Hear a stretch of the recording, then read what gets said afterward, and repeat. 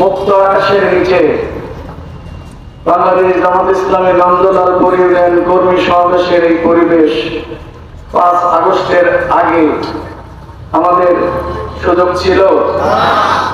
কথা বলেন। তাহলে এই সুযোগ কে করে দিলেন? আপনাদের বিশ্বাস আছে মনে প্রাণে? এই সুযোগ যে আল্লাহ তাআলা করে দিলেন, যে মহান রব আমাদের কথা বলার মতো পরিবেশ তৈরি করে দিলেন, দেশ এবং জাতির কাছে আমাদের বক্তব্যগুলো উপস্থাপনের মতো সুযোগ করে দিলেন, আমরা কি সবাই সেই মহান রবের জন্য একবার শুকরিয়া আদায় করতে পারি না? সবাই একটু হৃদয় থেকে বলি আলহামদুলিল্লাহ।